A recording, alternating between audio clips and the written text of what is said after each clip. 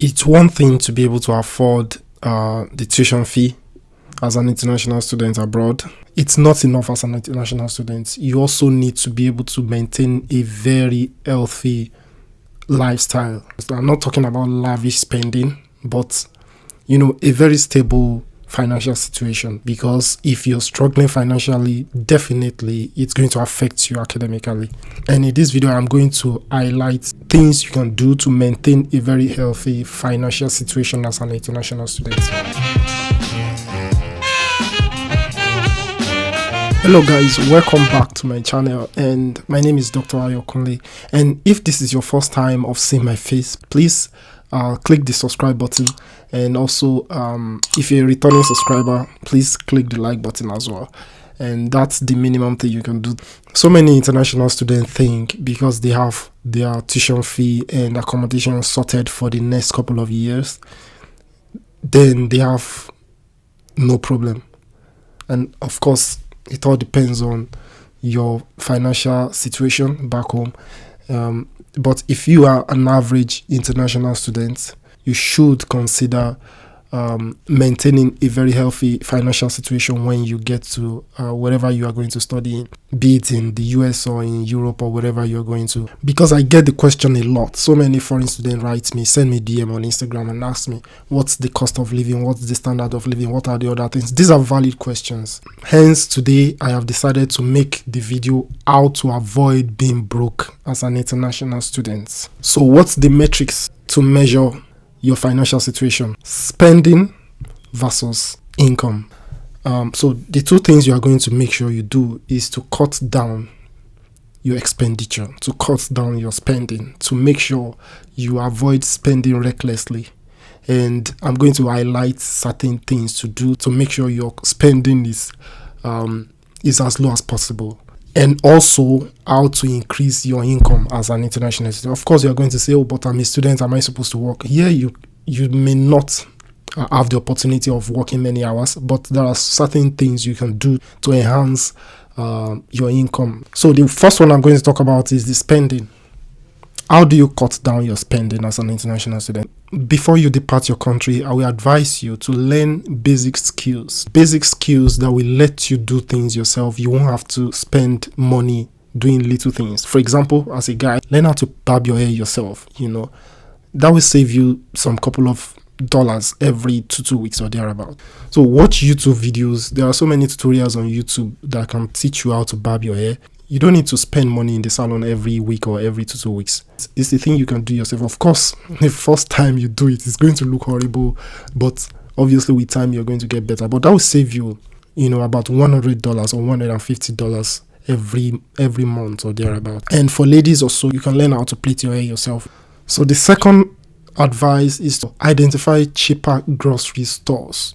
So you don't have to go to the most renowned grocery store. Just identify the cheaper ones. Ask people around when you get to the new country. There are some stores that are not overly expensive. So you can find cheap clothes, cheap food, shoes. You don't need to spend like $100 on a shoe because it's coming from a very renowned designer, whatever store. Just go to the cheaper one. The third one is transportation. Of course, we all like comfort. Taxi is a luxury, but almost in every country, especially in Europe, they have this transport card that you can, get and subscribe per month. For example, in eastern part of Europe, their transport card, if you subscribe maybe $30 every month, that will be all right for you. But you can spend the same $30 on 2 trips if you use taxi. So get a transport card so you can navigate the whole city through the train or through bus. That's going to save you a lot of money in a month. The next way to cut down cost is to go to Facebook and type Facebook Marketplace in your city.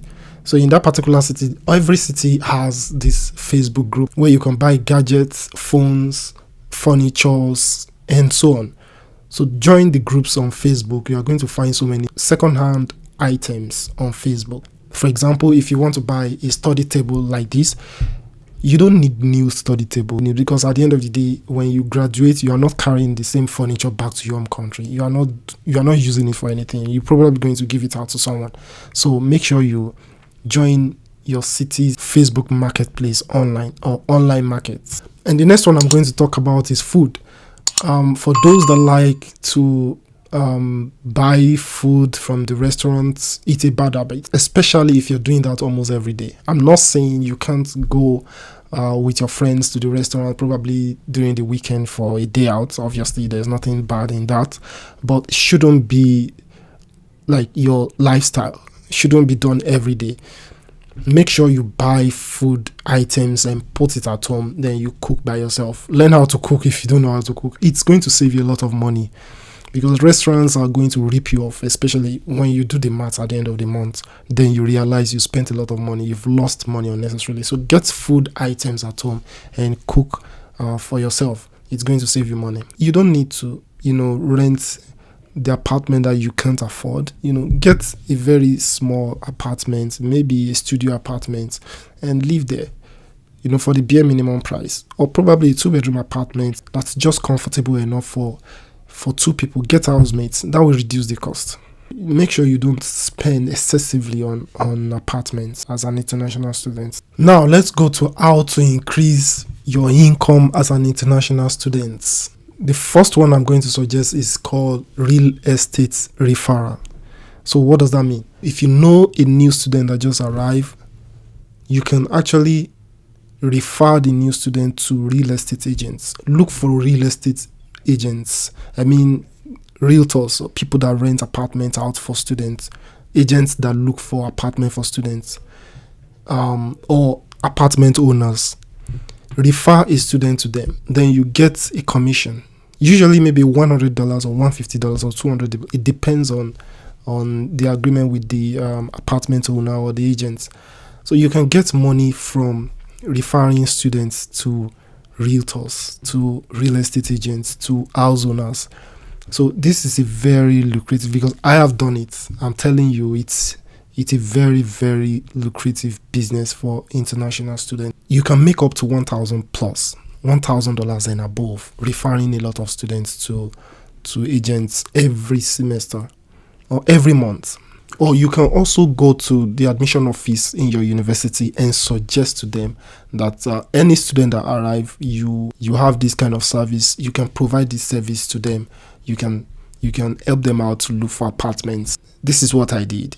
I had an agreement with the university that whenever a new student arrive, I'm ready to help out to look for apartment for them, and the student don't even necessarily need to pay me for that. I get my commission from the house owners, from the real estate agents. It's a very, very lucrative business to do. The second one I'm going to recommend is a little bit similar. If you have a big enough apartment, you can rent it out. If you're living in let's say 60 meters square or 70 meters square 1-bedroom apartments, you can rent it out. You can get a housemate, and get some money back. Probably is going to be the one paying the rent at the end of the day. For example, if you rent an apartment for $400, you can get a housemate, and the housemate can pay half of the rent for you, and that's going to help you out. But the next one is to offer services to new students. Like I said, have a good relationship with the university. Negotiate with the university that they should let you know when new students are arriving. Offer to do airport pickup. You go to the airport and pick them up. It's a paid service. You tell the student, this is the amount of money I'm going to charge picking you up. So you pick the student up. You open the bank account for the students. You take the student shopping. You show the student around the city. Be there for the student till he settles down, maybe for like a week or so. The student is going to pay you for the service. So this is a very good business that you can do. Imagine doing that as a side also for every student. Imagine how much money you are going to make doing this for some couple of students. So the next one is paid tutorial. If you are very strong in a particular course, in a particular subject, don't hesitate to advertise, to share on your WhatsApp group, to inform students around. For example, if you're good in anatomy as a medical student, or you're good in any course, you can organize tutorial for people struggling, and they are going to pay you certain amount of money. If you continue doing this every semester, you have a guaranteed amount of money coming in for you at the end of the semester. So paid tutorial service is really, really lucrative as well. And also for those that have certain skills, like I said earlier, barbing skill, if you can cook, you know how to bake cake, you're a good photographer, you can be called for birthday, for graduation and all that. So make sure you learn some skills. Every skill you possess is an asset for you. It's going to serve you, and it's going to generate a significant amount of money for you when you are abroad. So if you have more on your mind, please suggest in the comment section so people can actually also learn one or two things. And if you agree or disagree, put it in the comment section. And also, if you want me to do more of this video, you like this video, please click the like button. That is the minimum thing. That's the BRS minimum. That's the least you can do. Please click the like button. And if this is your first time, please don't go away, but subscribe. And also turn on the notification bell. Thank you so much for watching, guys, and I'll see you guys again the next time. Peace.